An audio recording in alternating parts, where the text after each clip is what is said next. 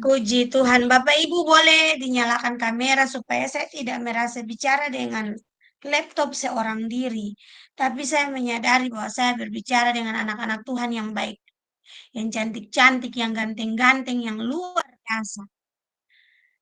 Puji Tuhan, Bapak Ibu, malam ini sejak semalam Tuhan taruh di saya kembali untuk menyampaikan tentang kuasa 7 perkataan Tuhan Yesus di kayu salib.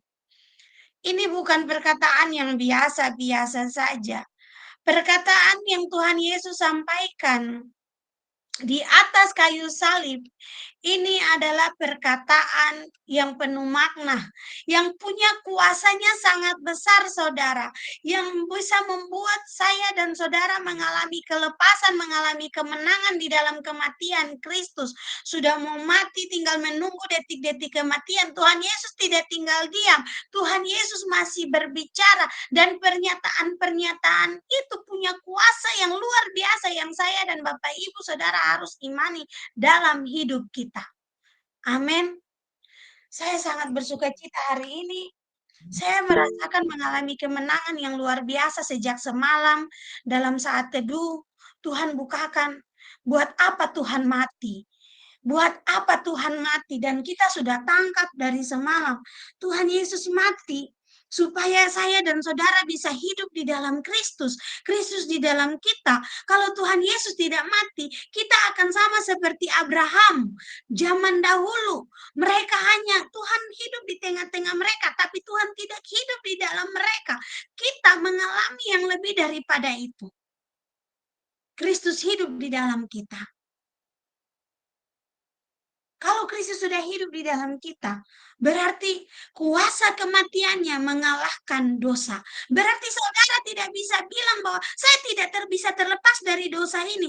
Saudara, saya bilang buat saudara, saya mengalami fobia yang sangat banyak.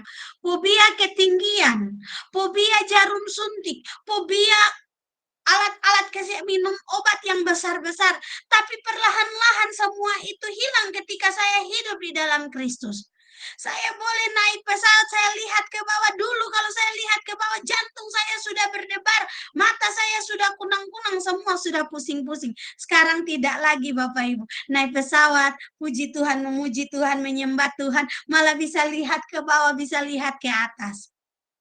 Jalan saya ingat 2018 ke Bromo, kiri kanan jurang. Semua orang tidur, saya nyanyi pujian buat Tuhan. Saya bilang, Tuhan Yesus Nali sudah bisa lihat ketinggian. Hidup di dalam Tuhan mengalahkan semuanya. Minum obat, dulu harus suami, saya ingat pertama nikah, suami saya harus giling semua obat baru saya minum. Sekarang semalam suami saya, kemarin dulu malam suami saya bilang begini, minum obat, kamu tidak kasih kecil-kecil lagi. Saya bilang, tidak, dalam nama Tuhan Yesus masuk. Tidak bisa keluar lagi.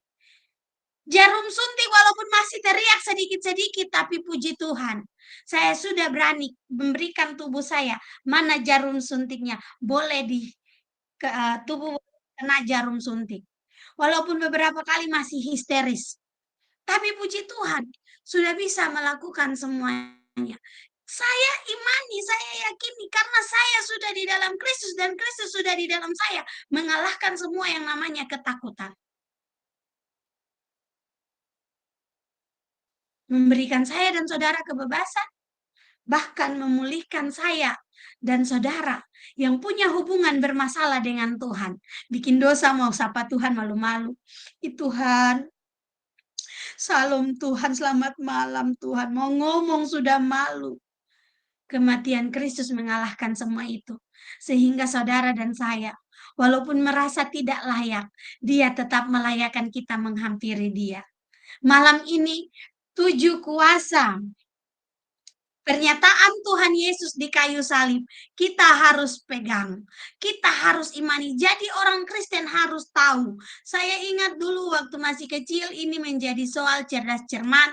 Dan puji Tuhan, saya menghafalnya. Walaupun belakangan ini ada 1-2 bagian yang saya lupa. Tapi puji Tuhan, semalam suami saya bilang, kamu bisa ya cuman duduk lalu tulis-tulis begitu ya. Saya bilang, ini karena Tuhan yang ngomong. Kalau Tuhan tidak ngomong, mana bisa saya duduk tulis seperti ini. Yang pertama, saudara, Perkataan Tuhan Yesus yang pertama, semua pasti tahu. Ya Bapa, ampunilah mereka sebab mereka tidak tahu apa yang mereka perbuat. Di dalam kesesakan, di dalam kesusahan, di dalam penderitaan, Tuhan Yesus lepaskan pengampunan. Ada apa dengan kuasa pengampunan? Kuasa pengampunan yang pertama ada kesembuhan. Mazmur 103 ayat 3, boleh dibaca.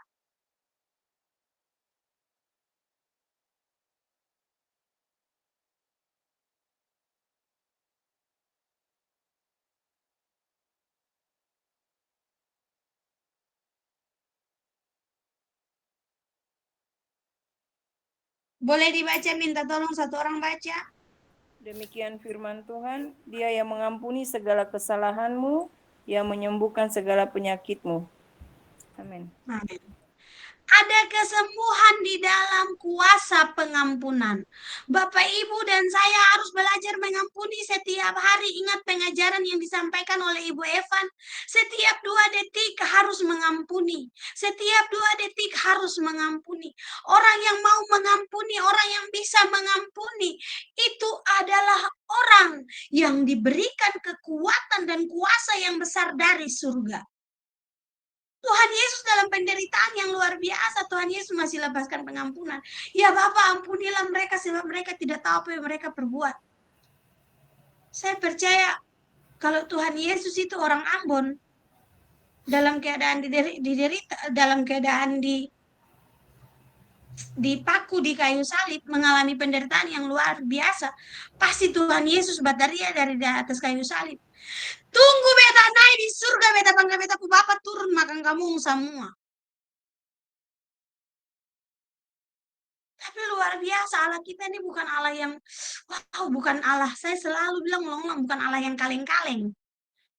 Allah kita Allah yang luar biasa. Dia melepaskan pengampunan. Waktu ada di dalam masa-masa yang sangat sulit. Yang dipikirkan hanya bagaimana orang lain diselamatkan. Yang pertama kuasa pengampunan ada kesembuhan. Yang kedua kuasa pengampunan ada. Minta tolong satu orang lihat di Matius 26 ayat 28 dan membacakannya.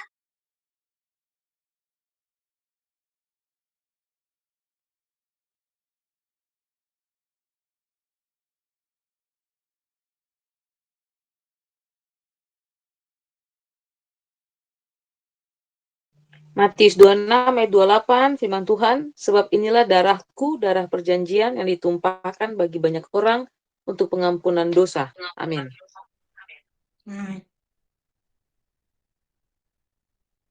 yang kedua, ada pengampunan dosa yang luar biasa yang Tuhan Yesus berikan buat saya dan saudara. Jadi kalau iblis datang intimidasi, si dolo-dolo tukang pencuri itu bilang par iblis angka kaki pi. Itu dulu. Dolo beta jadi ose pun pengikut. Puji Tuhan, hari ini sampai selama-lamanya saya jadi pengikut Kristus. Tuhan Yesus sudah ampuni dosa-dosa saya. Tuhan Yesus sudah ampuni dosa-dosa saya. Poin yang kedua, di dalam kuasa pengampunan yang Tuhan Yesus curahkan adalah keselamatan yang besar bagi saya dan saudara. Ya Bapa, ampunilah mereka sebab mereka tidak tahu apa yang mereka perbuat. Saya ingat Yunus waktu ngamuk sama Tuhan. Katanya mau hukum Niniwe, mana? Mana mau hukum Niniwe? Yunus ngambek sama Tuhan gara-gara Tuhan gak hukum Niniwe. Tuhan bilang buat Yunus, woi, marah-marah bikin apa? Yunus bilang, saya marah karena Tuhan kan bilang nanti mau hukum Niniwe. Mana kok Niniwe tidak dihukum? Tuhan bilang buat Yunus, orang Niniwe itu tidak tahu mana tangan kanan, mana tangan kiri. Waktu Yunus ngambek-ngambek, Tuhan buat air mulai, Tuhan buat pohon mulai tumbuh. Waktu pohon tumbuh, Yunus nikmati di bawah pohon pas panas-panas, kepalanya juga botak. panas, dia duduk dengan enaknya di bawah pohon yang rindang. Tiba-tiba dalam waktu sekejap Tuhan buat lagi itu pohon jadi kering. Dia ngambek lagi sama Tuhan. Tuhan ini baru juga kasih naik pohon ini. Pohon sudah mati, Tuhan bilang, sing tanam pohon susah-susah, mau bersungut banyak. Sama, kamu tidak merasa susah dengan orang Niniwe, saya merasa susah dengan mereka. Mereka tidak tahu mana tangan kanan, mana tangan kiri. Jadi masakan saya langsung pergi menghukum mereka, saya ajar mereka dulu, ini tangan kanan, ini tangan kiri, kalau tidak mau ikut baru dapat kuti. Jangan melawan, ayo ikut. Jadi di dalam kuasa pengampunan ada apa, saudara? Ada keselamatan yang saya dan saudara terima. Bayangkan kalau Tuhan tidak ampuni dosa-dosa kita, selamat tidak? Tidak akan selamat. Tidak akan selamat. Lalu di dalam kuasa pengampunan ada apa? Ada satu hubungan intim yang terbentuk, yaitu Tuhan dengar doa saya dan saudara. Ya Bapa, ampunilah mereka sebab mereka tidak tahu apa yang mereka perbuat. Doa Bapa kami pun Tuhan Yesus ajarkan tentang pengampunan. Ampunilah kami pada hari ini, seperti kami juga mengampuni orang yang bersalah kepada kami. Firman Tuhan katakan kalau tidak mengampuni orang, doa Bapa di surga juga tidak mengampuni engkau. Ada satu hubungan tembus. Kalau engkau mengampuni Tuhan, datang buat Tuhan, tidak usah pakai penjaga lapis berlapis-lapis. Langsung tembus, Tuhan bilang masuk ruang utama. Masuk kelas VIP, ketemu sama saya. Saya hadir di situ. Saya kalau menyembah selalu bilang begini dalam hati. Tuhan Yesus ini Nali. Nali sudah datang buat Tuhan Yesus nih, bawa penyembahan. Tolong terima. Jadi saudara, kuasa pengampunan 3 poin. Yang pertama, kesembuhan. Yang kedua, membuat keselamatan terjadi dalam hidup saya dan saudara. Dan yang ketiga, membuat hubungan kita dengan Tuhan langsung intim. Karena firman Tuhan bilang kalau kita tidak mengampuni, berarti Tuhan tidak mendengarkan doa-doa kita. Betapa baiknya Tuhan. Mau datang buat Tuhan, syarat yang paling mutlak adalah mengampuni orang lain. Kita lihat dalam Matius pasal 6.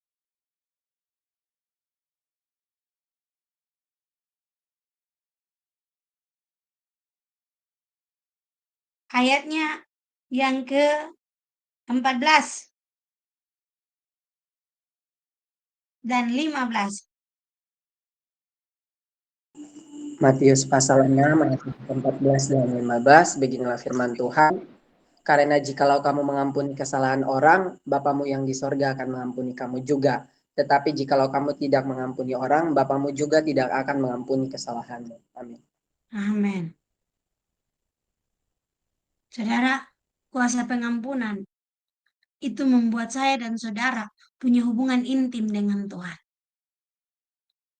Tuhan tidak mau orang yang datang buat Tuhan itu hatinya ada luka sedikit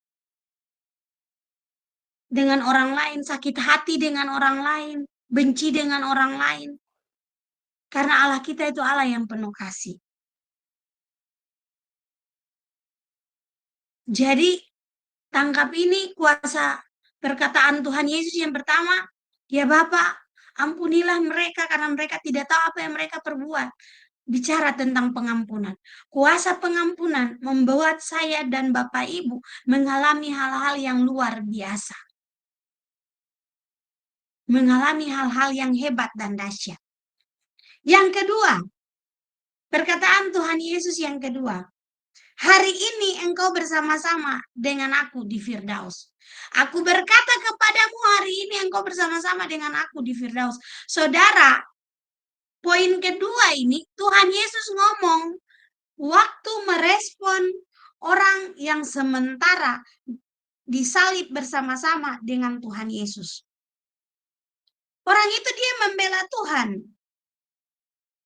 Waktu Dua orang yang disalib, yang satu di sebelah kiri, yang satu di sebelah kanan. Dua-dua ini penjahat. Dua-dua ini sama-sama penjahat. Saudara perhatikan ini ya. Jangan sampai kita berpikir bahwa, oh, saya Tuhan sudah bilang, saya itu ada syarat kita masuk di Firdaus. Orang yang Tuhan Yesus janjikan hari ini juga engkau bersama-sama dengan aku. Sesungguhnya hari ini juga engkau akan ada bersama-sama dengan aku di dalam Firdaus. Ini posisi belum mati. Masih hidup di kayu salib. Masih menuju ke kematian tapi belum mati. Lalu dua orang yang di kiri dan di kanan ini ngomong apa buat Tuhan? Yang satu bilang begini buat Tuhan. Waktu prajurit-prajurit mulai mengolok-olokkan Tuhan Yesus, lalu mulai tulis di atas kepala Tuhan Yesus tentang ini, satu tulisan yang artinya adalah inilah Raja orang Yahudi. Lalu seseorang itu, yang satunya itu tegur, ngomong sama dia, kalau engkau Tuhan, mengapa engkau tidak menyelamatkan dirimu dan menyelamatkan kita? Yang satu ngomong begitu buat Tuhan Yesus yang di sebelah kiri. Yang di sebelah kanan ngomong buat Tuhan begini, kamu jangan ngomong sembarang. Kita berdua ini layak menerima hukuman.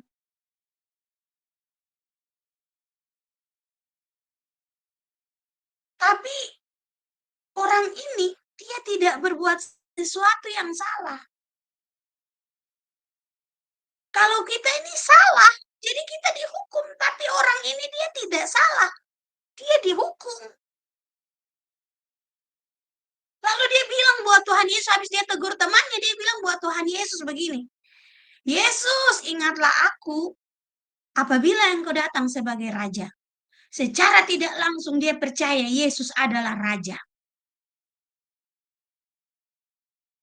Secara tidak langsung dia percaya bahwa Yesus adalah Raja. Yesus adalah Tuhan. Karena dia tahu dia tidak bersalah, tetapi dia rela menikmati setiap kesalahan manusia. Saya percaya orang yang di sebelah kanan yang bilang buat Tuhan Yesus, ingat saya, kalau engkau datang sebagai Raja, dia sudah percaya Yesus itu adalah Tuhan. Apa yang Tuhan Yesus bilang buat dia? Aku berkata kepadamu, sesungguhnya hari ini juga engkau akan ada bersama-sama dengan aku di dalam Firdaus. Ketika saudara mulai menyadari hidup saudara tidak bisa terlepas dari Tuhan. Ketika saudara dan saya menyadari hidup kita benar-benar sangat memerlukan Tuhan. Lalu kita bilang sama Tuhan, Tuhan ingat saya Tuhan. Tuhan bilang hari ini juga saya dan kamu ada dalam Firdaus. Hari ini sampai selama-lamanya Tuhan tetap ingat kita. Jadi kuasa Tuhan Yesus yang kedua adalah jaminan surgawi hadir bagi kita. Jaminan kerajaan Allah ada di dalam kita saat kita berseru, saat kita percaya kepada Tuhan. Amin. Jadi belum tunggu mati lah baru masuk surga. Surga hidup pun kita sudah hadirkan surga. Waktu kita hidup pun kita hadirkan surga. Sehingga ketika tubuh jasmani kita mati, sudah tidak bergerak, rohani kita tetap ada di kerajaan surga. Amin. Amin. Jadi mari berseru buat Tuhan, Tuhan ingat saya Tuhan. Saya lagi kerjakan ini, berkati saya ya. Tuhan saya lagi buat ini, ingat saya ya. Tuhan Yesus bilang, ya pasti kerjakan, saya menyertai engkau. Itu kuasa perkataan Tuhan Yesus yang kedua. Yang ketiga, Tuhan Yesus bilang buat mamanya, Ibu, inilah anakmu.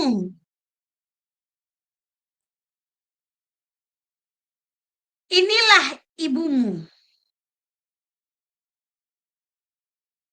Tuhan Yesus memandangi Maria dan Yohanes. Tuhan Yesus sampai sudah mau mati, masih ingat Ibu Maria, dan Yohanes. Dua sosok yang Alkitab catat sangat dikasihi oleh Tuhan Yesus. Kalau baca di firman Tuhan, Maria ini apa saja yang terjadi, dia takut kehilangan Tuhan. Dia selalu cari Tuhan. Kalau Yohanes, baca di Injil Yohanes, Yohanes ini salah satu murid yang suka pengajaran. Makanya Tuhan Yesus sangat mengasihi dia. Kalau baca kitab Yohanes, baca di Injil Yohanes, baca di kitab 1 Yohanes, 2 Yohanes, dan 3 Yohanes. Bagaimana kebenaran-kebenaran dibukakan kepada Yohanes itu detail, itu luar biasa. Saya waktu gumuli Tuhan, apa yang membuat Tuhan begitu mengasihi Yohanes? Saya juga mau Tuhan seperti Yohanes, punya hati seperti Yohanes. Ajar saya Tuhan. Ajar Nali supaya Nali juga bisa menjadi Yohanes akhir zaman. Waktu saya gumuli itu, Tuhan kasih saya baca di Yohanes, kamu akan melihat karakter Yohanes di situ. Waktu saya baca baru saya menyadari, Yohanes ini murid yang suka pengajaran. Semua yang Tuhan Yesus buat, dia lihat dan dia diperhatikan dengan detail. Jadi saudara dan saya harus suka pengajaran. Kalau Maria adalah ibunya Tuhan Yesus, orang yang suka menyimpan segala sesuatu di dalam hatinya. Makanya waktu Tuhan Yesus bilang, saatku belum tiba. Waktu Maria bilang, ngomong aja apa yang mau disuruh, kerjakan. Yang tadinya saatnya belum tiba, Maria mempercepat sehingga waktu itu tiba. Kuasa perkataan Tuhan Yesus yang ketiga, pastikan saudara dan saya adalah orang-orang yang dikasihi Tuhan. Sehingga dalam segala keadaan, Tuhan memperhatikan kita.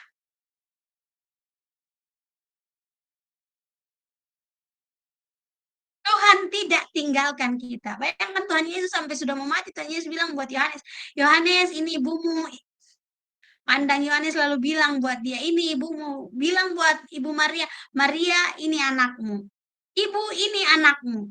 Saudara tahu siapa yang menjadi ibu? Siapa yang menjadi saudara-saudara Tuhan Yesus? Firman Tuhan di Lukas katakan mereka yang mendengarkan dan melakukan firman Tuhan. Jaminan Tuhan Yesus tidak meninggalkan kita adalah waktu kita menjadi Tuhan Yesus. Waktu kita menjadi saudaranya Tuhan Yesus. Ini rahasia ketiga dari pernyataan Tuhan Yesus di kayu salib. Yang keempat, ada yang masih ingat perkataan Tuhan Yesus yang keempat apa? Eloi, Eloi lama sabachthani. Bapa, ya Bapa, mengapa engkau meninggalkan aku? Ada apa dengan perkataan Tuhan Yesus yang keempat? Ada kuasanya apa? Saudara, minta tolong satu orang baca di dalam Mazmur pasal 22 ayat 2.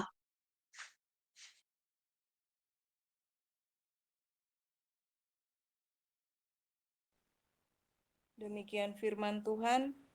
Allahku, Allahku, mengapa engkau meninggalkan aku? Aku berseru, tetapi engkau tetap jauh dan tidak menolong aku. Amin. Kuasa perkataan Tuhan Yesus yang keempat. Saudara dan saya mengikut Kristus, menjadi orang yang percaya buat Tuhan Yesus, kita tidak akan pernah jauh dari lembah kekelaman.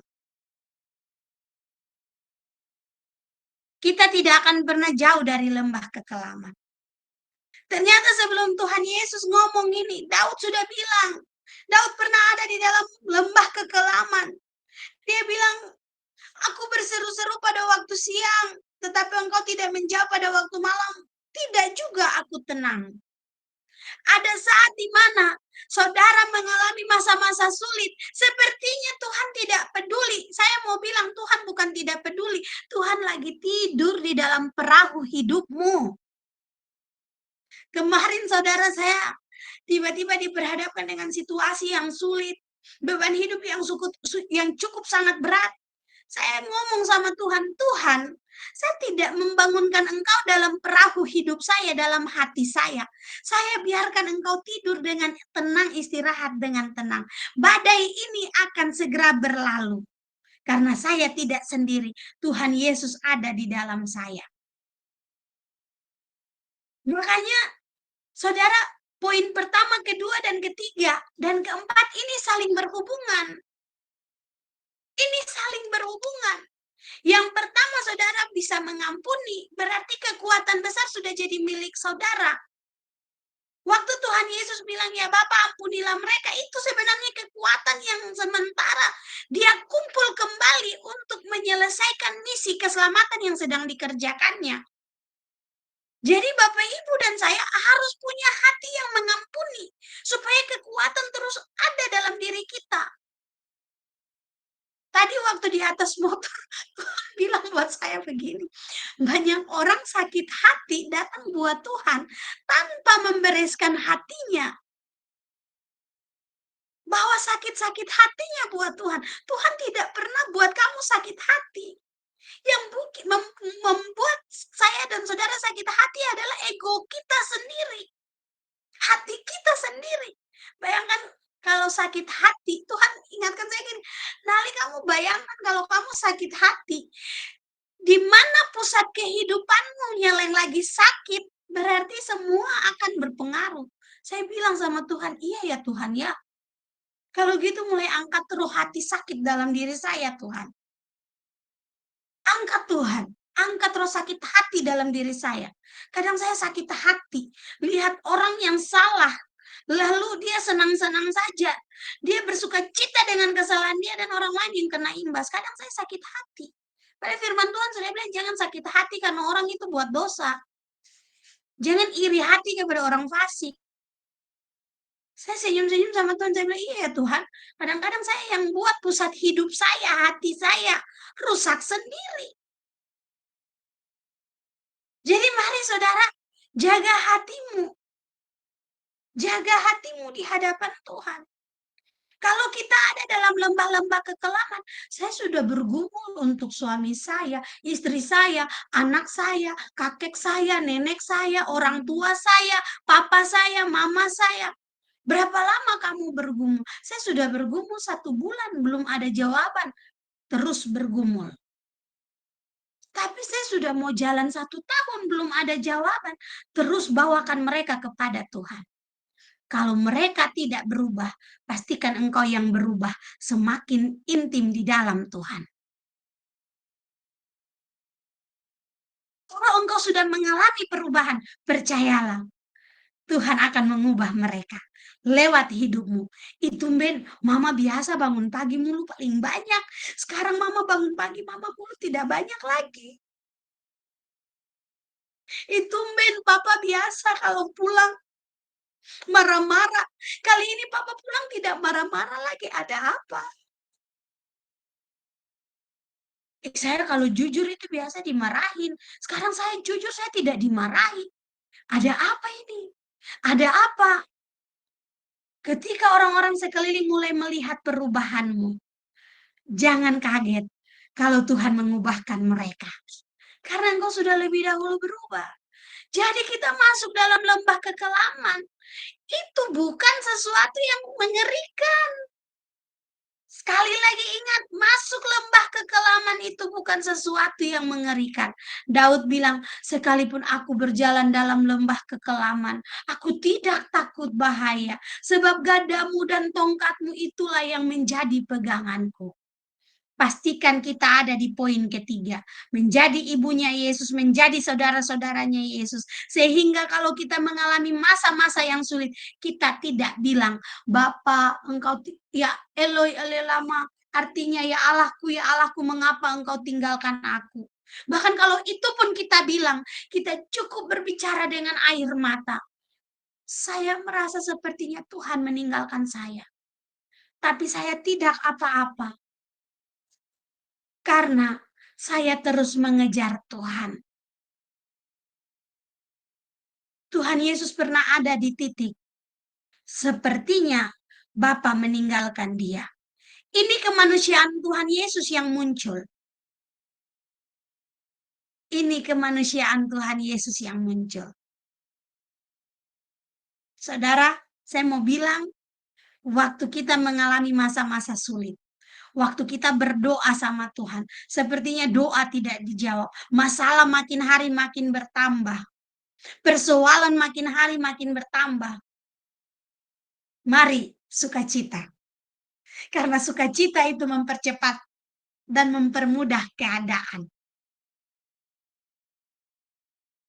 Sukacita mempercepat proses dan mempermudah saya dan saudara menghadapi keadaan-keadaan yang sulit.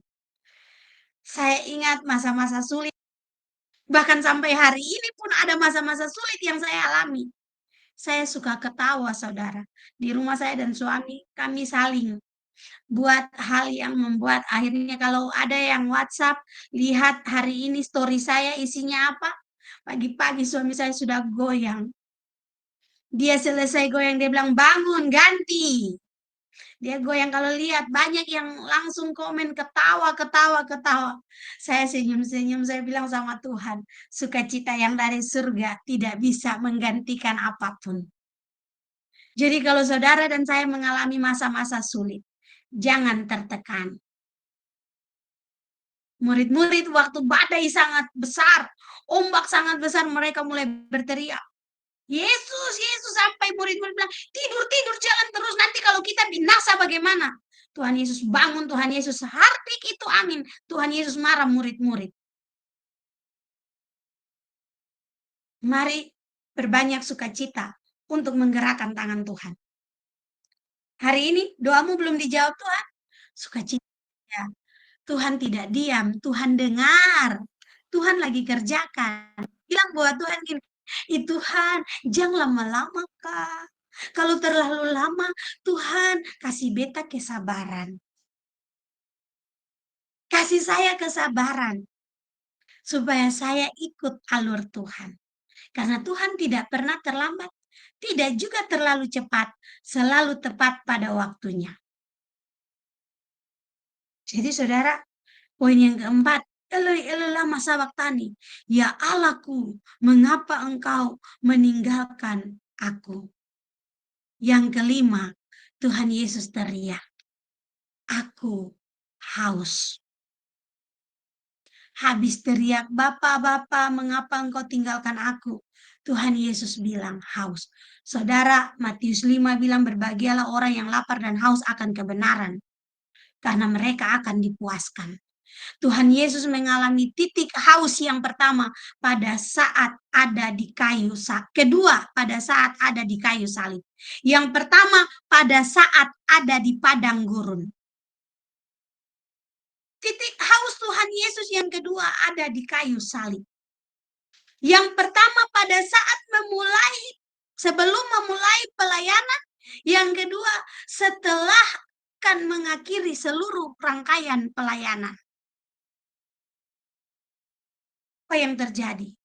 Ketika yang keempat Tuhan Yesus teriak, Bapa, mengapa engkau tinggalkan aku? Yang kelima Tuhan Yesus ngomong, aku haus, sepertinya kebenaran sudah habis di dalam dirinya. Dan dia butuh lagi kebenaran.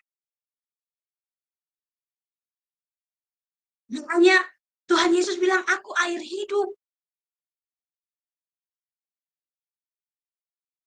Sekali lagi Matius 5 Tuhan Yesus ingatkan kita.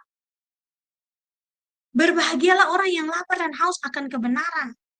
Karena mereka akan dipuaskan.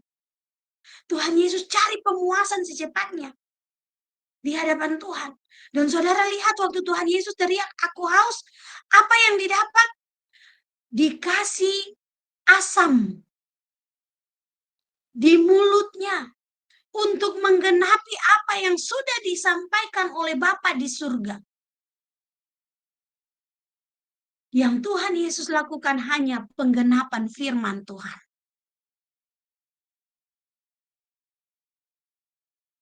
Saudara dan saya adalah orang-orang yang dipilih untuk menggenapi firman Tuhan. Amin. Saudara dan saya adalah orang-orang yang dipilih untuk mendengar janji Tuhan. Lalu kita akan menggenapi janji Tuhan itu satu persatu. Janji Tuhan satu persatu digenapi dalam hidup kita.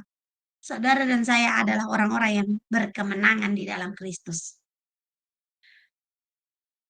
Tuhan Yesus melalui proses-proses ini juga proses-proses berat.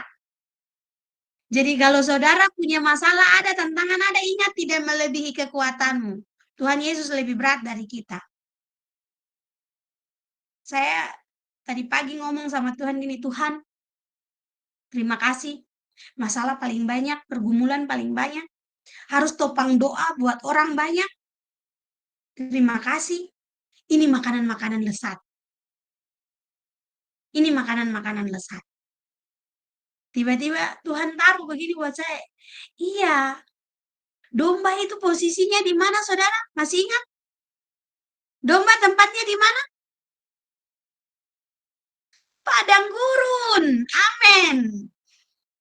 100 domba jalan sama-sama. 99 satu ada tersesat, 99 Tuhan taruh di padang gurun. Di padang gurun Tuhan pergi ambil satu yang tersesat. Jadi jangan pikir ikut Tuhan Yesus itu tanpa di mall terus.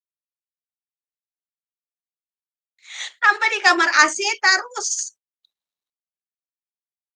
Tempat di kota-kota yang wow, keren, bagus. Kalau sudah mulai ada masalah, bilang buat Tuhan, Tuhan, domba ini ada baru mau jalan di padang gurun nih. Kasih kekuatan. Tuhan Yesus tetap menjadi gembala agung. Yang luar biasa. Jadi, perkataan Tuhan Yesus yang kelima, ini bicara tentang kekuatan firman Tuhan terus menjadi bagian dalam hidupnya untuk menyelesaikan misi keselamatan yang sementara dikerjakannya.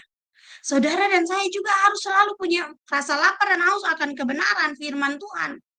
Saya bersyukur setiap minggu kalau buat pokok doa, Tuhan sering ingatkan saya gini, jangan lupa doakan supaya orang-orang punya rasa lapar dan haus akan kebenaran. Saya bilang, oh iya Tuhan, karena orang gak bakalan dengar firman kalau tidak merasa lapar dan haus. Kalau tidak merasa ingin, tidak akan dengar firman. Ujung-ujungnya nanti masuk kiri keluar kanan. Ujung-ujungnya masuk kiri keluar kanan. Akhirnya firman Tuhan cuma numpang lewat. Saudara dan saya semua yang ikut ibadah saat teduh malam ini, yang dengarkan firman Tuhan ini, mari firman Tuhan tidak masuk kiri keluar kanan, tapi masuk kiri tinggal di hati, masuk kanan tinggal di hati, penuhi hati kita. Amin. Jadi kalau orang diisi dengan firman, dia tahu cara mengelola, menghadapi segala situasi dan kondisi dan keadaan.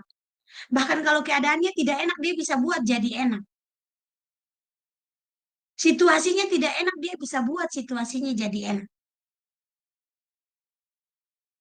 Lalu, itu yang kelima. Yang keenam,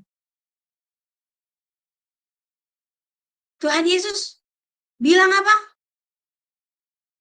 Oh, itu yang keenam ya? Yang ketujuh. Sekarang yang keenam atau yang ketujuh ya? Yang keenam, Kakak. Sekarang yang Yang keenam. ketujuh ya? Keenam, Kakak. Oh, yang keenam sudah selesai. Nanti yang ketujuh ya Bapak, ke dalam tanganmu kuserahkan nyawaku. Iya. Yang keenam sudah selesai. Apa yang selesai? Semua pekerjaan, semua tanggung jawab, semua pelayanan sudah selesai dikerjakan. Kemenangan sudah siap diberikan. Kemenangan yang tadi malam kita bahas, Tuhan Yesus mati untuk apa? Untuk memberikan saya dan saudara kemenangan. Supaya kita bisa hidup di dalam Kristus. Supaya hubungan kita dengan Tuhan dipulihkan. Supaya kita menang atas segala kekuatan kuasa iblis. Semua itu Tuhan Yesus bilang sudah selesai. Saya sudah selesaikan semua pekerjaan ini. Tinggal saya kasih tongkat estafetnya saja. Tuhan Yesus teriak buat Bapa di surga, sudah selesai. Selesai ketika Tuhan Yesus teriak, aku haus. Saudara, kadang saya dan saudara menyelesaikan satu misi, kita bisa ngomong sama Tuhan, Tuhan dangke, terima kasih, misi ini sudah selesai. Besok pagi saudara bangun, Tuhan kasih tongkat estafet yang baru. Yang kemarin sudah selesai kan, nih ambil yang baru, dikerjakan lagi ya. sampai selesai. Tuhan Yesus ngomong sudah selesai, artinya tongkat estafet sudah diberikan kepada saya dan saudara. Tanggung jawabnya di dunia, tanggung jawab keselamatan sudah terselesaikan dengan segala baik, dengan sempurna. Semua dikerjakan dengan sempurna. Jadi, kata sudah selesai, kuasanya untuk saya dan saudara adalah kita yang memulai. Karena di dalam Tuhan tidak pernah ada kata terlambat. Di dalam Tuhan tidak pernah ada kata terlambat. Kata terlambat di dalam Tuhan saat saya dan saudara sudah tidak bernafas lagi. Ya, terlambat. Terlambat. Kata sudah selesai artinya awal dari saya dan saudara dipercayakan melanjutkan pekerjaan Tuhan. Tugas Tuhan Yesus sudah selesai. Jadi Tuhan Yesus bilang, saya sudah selesai. Sekarang mereka yang lanjutkan. Jadi kuasanya apa buat kita? Sekali lagi saya ingatkan, kita yang memulai pekerjaan Tuhan. Yang terakhir, yang ketujuh, perkataan Tuhan Yesus di kayu salib. Ya Bapa, ke dalam tanganmu kuserahkan nyawaku. Penyerahan diri total Tuhan Yesus berikan buat Bapa di surga. Untuk apa? Untuk menyelesaikan misi yang ada di dalam alam maut. Kita lihat saudara, Tuhan Yesus punya misi bukan di dunia saja saudara, tapi di dalam alam maut juga ada. Kita lihat dalam 1 Petrus pasal 3.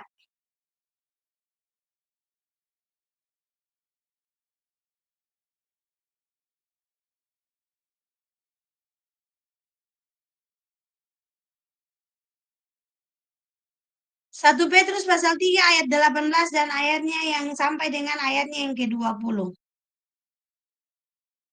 Sebab juga Kristus telah mati sekali untuk segala dosa kita, Ia yang benar untuk orang-orang yang tidak benar, supaya Ia membawa kita kepada Allah. Ia yang telah dibunuh dalam keadaannya sebagai manusia, tetapi yang telah dibangkitkan menurut roh besar Roh Kudus. Dan di dalam roh itu juga Ia pergi memberitakan Injil kepada roh-roh yang di dalam penjara. Lihat, Tuhan Yesus mati, Tuhan Yesus serahkan dirinya kepada Bapa di surga, berarti ada kehidupan di situ. Apa yang Tuhan Yesus lakukan, dan di dalam roh itu juga Ia pergi memberitakan Injil kepada roh-roh yang di dalam penjara. Roh-roh yang di dalam penjara, roh-roh huruf kecil. Roh-roh huruf kecil yang di dalam penjara ini siapa? Yaitu kepada roh-roh mereka yang dahulu pada waktu Nuh tidak taat kepada Allah, ketika Allah tetap menanti dengan sabar waktu Nuh sedang mempersiapkan bahteranya, di mana hanya sedikit, yaitu 8 orang yang diselamatkan oleh air bah itu. Saudara, Tuhan Yesus turun ke alam maut. Tuhan Yesus pun memberitakan Injil untuk manusia sebelum manusia pada zaman Nuh. Saudara lihat, manusia zaman Nuh ini ibarat Adam kedua. Adam dan Hawa kedua. 8 orang saja yang diselamatkan. Kita bayangkan dunia yang besar seperti ini, cuma 8 orang yang diselamatkan dalam bahtera. Berarti apakah masih ada kesempatan keselamatan terjadi buat mereka? Itu rahasia Tuhan. Kita tidak perlu cari tahu. Cukup kita tahu bahwa keselamatan yang besar sudah jadi milik saya dan saudara. Amin. Amin. Ini firman Tuhan. Jadi saya waktu dibukakan firman ini, saya terkagum-kagum sama Tuhan. Tuhan, saya pikir Tuhan mati habis itu, Tuhan buat apa? Tuhan langsung di surga. Ternyata tidak. Dia masih terus mengerjakan pekerjaannya. Masih satu lagi pekerjaannya yang tersembunyi, memberitakan Injil. Amin. Jadi kematian Kristus itu sebenarnya sekali lagi mengajarkan kita, mendorong kita, menjadi alarm untuk saya dan saudara harus jadi orang yang mau memberitakan Injil. Harus jadi orang yang mau menceritakan tentang Tuhan Yesus dimanapun kita berada. Lewat gaya hidup kita.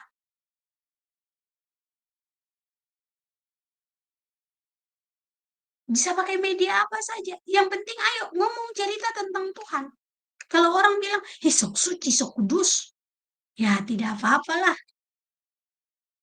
Biasa saja. Jangan marah. Langsung bilang buat dia dalam hati. Bilang buat Tuhan Yesus. Ya Bapa ampunilah dia. Dia tidak tahu apa yang dia katakan. Lepaskan pengampunan buat dia. Kalau kita sudah muncul, mereka sudah mulai pakai embel-embel di belakang buat kita. Ibu pendeta datang, ibu pendeta, bapak pendeta datang, bapak pendeta.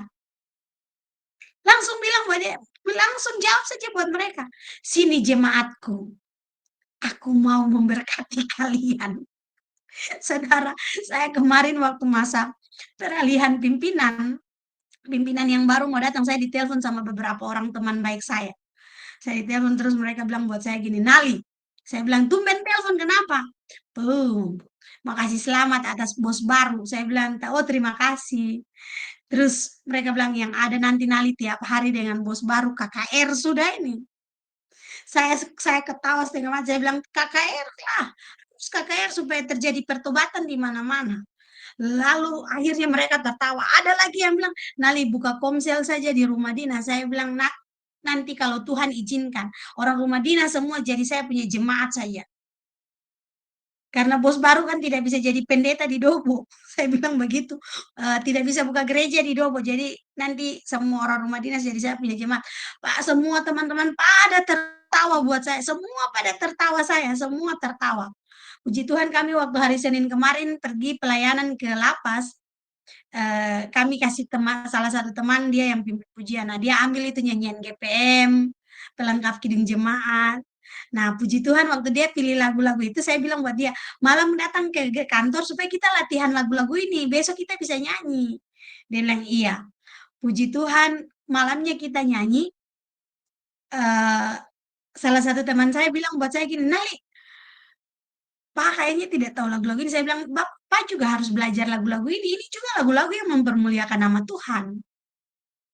Lalu salah satu teman saya bisik-bisik buat saya, kalau begitu buka jemaat satu sudah di kantor ini. Saya bilang, oh tidak perlu dibuka lagi, ini sudah ada. Jemaat Badan Pusat Statistik Kabupaten Kepulauan Aruk. Ketua majelis jemaatnya adalah Nali Beatrix Kartini Siahaya. Pendeta pembantunya adalah saya sebut nama pimpinan. Semua pada tertawa, semua tertawa. Lalu saya mau tanya, lalu yang nanti jadi penatua siapa? Siapa yang jadi penatua, siapa yang jadi diaken, siapa yang jadi pokoknya ditanya seperti itu. Saya bilang tinggal kalian saja memposisikan diri kalian di bagian yang mana. Lalu yang satunya bilang, oh kalau saya WL saja pemimpin pujian, WL. Saya bilang terserah, silakan. Yang penting saya sudah klaim diri saya ketua majelis jemaat kantor Badan Pusat Statistik. Tertawa. Saudara, sebagai anak-anak Tuhan, dalam segala situasi kita bisa.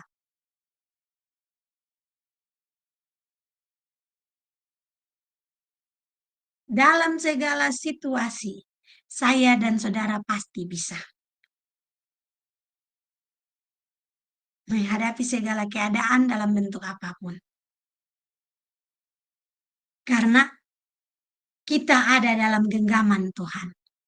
Kuasa perkataan Tuhan Yesus yang ketujuh adalah pastikan sama seperti Paulus katakan.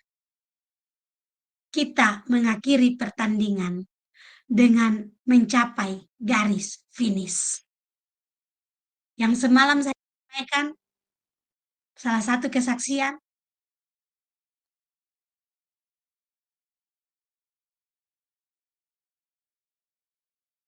waktu om saya mau meninggal, dia sudah tahu. Tuhan sudah ngomong sama dia. Hal itu pun tidak berbeda jauh dengan Harun. Waktu Tuhan bilang buat Harun, mari naik ke gunung sudah. Supaya sampai di gunung, saatnya kamu meninggal. Harun pamit baik-baik sama orang Israel. Dia naik ke gunung. Dan akhirnya dia meninggal di sana. Pastikan saya dan saudara mengakhiri pertandingan kehidupan kita dengan mencapai garis finish. Garis finish. Amin. Sama seperti yang Paulus katakan. Dia mencari garis finish. Jadi puji Tuhan Bapak Ibu, 7 kuasa perkataan Tuhan Yesus di kayu salib. Yang pertama, jangan lupa pengampunan. Tuhan Yesus sampai di kayu salib. Tuhan Yesus masih lepaskan pengampunan. Itu adalah kuasa yang besar, di mana kesembuhan menjadi milik kita waktu kita mampu untuk mengampuni. Waktu kita mampu untuk mengampuni, membuat hubungan kita dengan Tuhan semakin intim. Waktu kita mampu mengampuni, membuka jalan untuk bagaimana kita bisa masuk di dalam keselamatan. Yang kedua, perkataan Tuhan Yesus di kayu salib adalah bersama dengan Tuhan Yesus hari ini juga. Hari ini aku bersama-sama dengan engkau di Firdaus. Jaminan surgawi hadir dalam hidup kita. Saat kita melakukan apa yang menjadi kehendak Tuhan. Kuasa perkataan Tuhan Yesus yang ketiga adalah kita tidak pernah ditinggalkan Tuhan. Pastikan kita adalah ibunya Tuhan Yesus, saudara-saudaranya Tuhan Yesus. Sampai akhirnya Tuhan Yesus bilang yang menjadi ibuku dan saudara-saudaraku adalah mereka yang melakukan kebenaran firman Tuhan.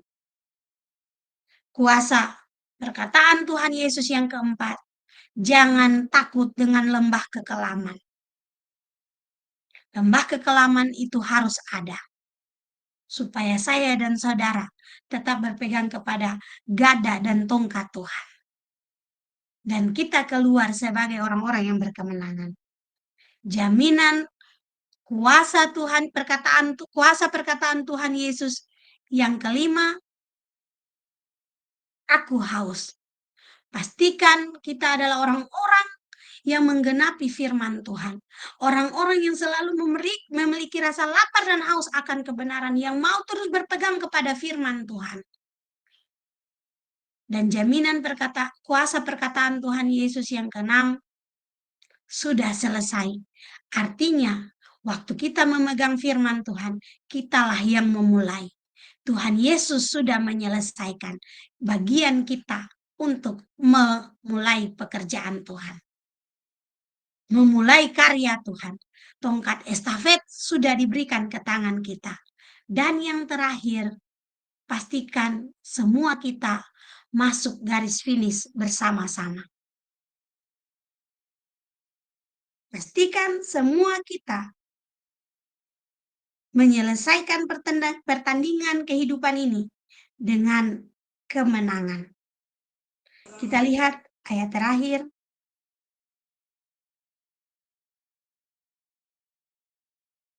2 Timotius 4 ayat 7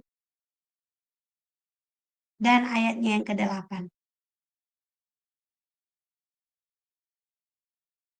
2 Timotius pasal 4 ayat 7 dan ayatnya 8. Aku telah mengakhiri pertandingan yang baik. Aku telah mencapai garis akhir dan aku telah memelihara iman. Sekarang telah tersedia bagiku mahkota kebenaran yang akan dikaruniakan kepadaku oleh Tuhan, hakim yang adil pada harinya, tetapi bukan hanya kepadaku, melainkan juga kepada semua orang yang merindukan kedatangannya. Saudara, Paulus menyelesaikannya dengan garis akhir yang luar biasa. Ada jaminan mahkota kehidupan sudah dia dapatkan. Saya percaya saya dan saudara pun punya jaminan mahkota kehidupan sudah ada dalam kehidupan kita. Tinggal menunggu waktunya, saya dan saudara akan menikmati mahkota kehidupan itu. Tetap setia, tetap semangat, menjadi anak-anak Tuhan Yesus yang luar biasa, yang membawa dampak bagi orang-orang di sekeliling kita. Puji Tuhan, Tuhan Yesus memberkati.